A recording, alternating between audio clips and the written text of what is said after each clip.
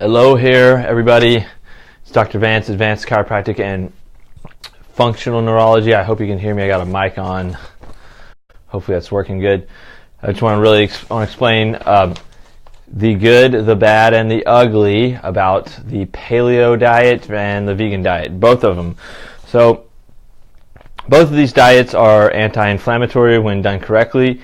I tend to favor the low carbohydrate diet with at least some animal consumption over the diet of purely vegetarian. And let's talk a little bit about it. The problem with the vegan diet, as I see it, is that it's really easy to be a carbohydrarian, meaning you get all your fuel from carbohydrates. And then if you think about it, Mountain Dew and Skittles count as acceptable vegan food. So those aren't really acceptable foods for humans to actually live on. Okay? If you eat a lot of refined carbs and sugars, you're going to raise your triglycerides. And triglycerides are a better indicator of heart disease than LDL. LDL is actually really not that good of an indicator of heart disease. So one of the issues with the vegan diet or vegetarian diet is that you have deficiencies if it's not done correctly. But one of the real things that I like to note is that people with autoimmunity, people who are having foods are triggering autoimmune reactions. We'll talk about their gut issues. It's often these grains that they get the issues from. So if you're going to be vegan and have issues with autoimmunity, it's a tough row to hoe because you're going to need to avoid grains, or a lot of grains. Another issue with being a strictly vegetarian diet is you have a low omega-3 intake. You potentially have low B12. Actually, low B12 is super common because the best sources of B12 really are animal protein. And then you can sort of get B12 supposedly from you can get it from brewer's yeast, but I don't think that's a great source of it. So, and then you also have low-fat soluble vitamins. One of the good things about being a vegetarian is that, it may actually help you live longer.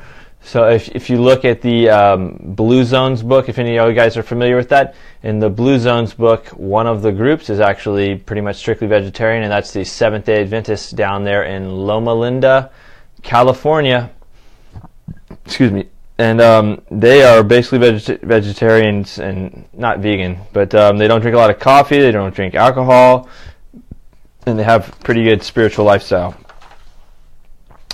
Here's the thing about the paleo diet is that what they're looking to go for is that they're looking to go for a diet that is original to the original men, original humans. So with the paleo diet, we weren't really originally farmers, at least I don't think we were. Maybe some people think that. We were hunter-gatherers.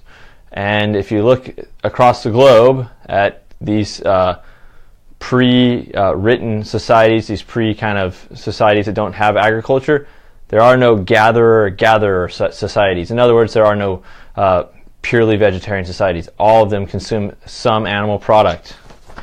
So, and they don't consume very much grain.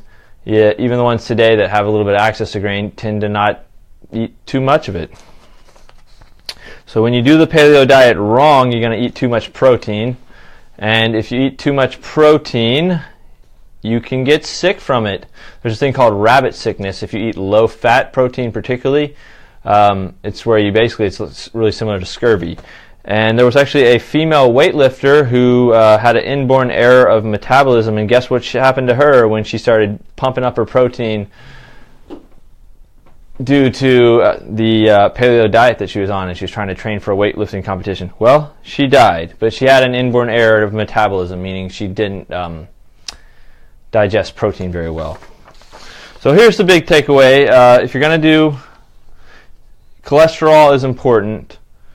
Vegan diets don't provide a lot of cholesterol. If you have really low cholesterol, there's good evidence that you have increased suicide, aggression, depression, and low sex drive.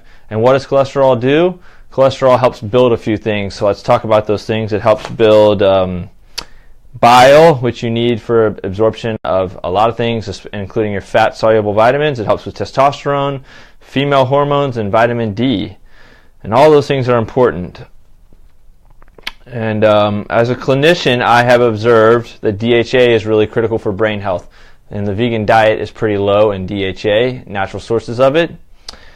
And low DHA and dementia, or impaired cognitive function, are friends. So, in conclusion, if you're going to do these diets right, you need to do them smartly. So let me start here. If you're going to do a vegan diet, you want to make sure you're not deficient in iron, B12, vitamin D. You want to look closely at your hormone levels. And don't let your cholesterol go too low, because guess what? Low cholesterol is a sucker, and you'll feel like crap. You can get DHA from algae, so that's something to consider. It's the omega-3 that really makes up your brain. And if you're going to be a paleo and you want to do it right, don't be a freaking meathead. In other words, you can't consume all your calories from meat. You need to actually consume some vegetables, and you're going to need to consume some carbohydrates in an appropriate manner, especially if you pump iron. You pump iron, or you work out, you run a lot. You want to get enough carbohydrates. Just like the weightlifter I talked about, she didn't consume enough carbohydrates, and guess what? In her case, it was very toxic for her. So you're going to need enough carbohydrates. So that means eat some sweet potatoes. And I favor, honestly, if you ask me which diet I favor, overall, I favor kind of the paleo diet, but what I really favor is just that people are able to eat as broad and varied a diet as possible. And that's basically it. So I hope you guys had some value out of watching this, and I didn't ramble on too much. And I'm going to put up a summary of this up on my website, and I'll put a link in the chat here. And I'm here for you if you need me. Take care.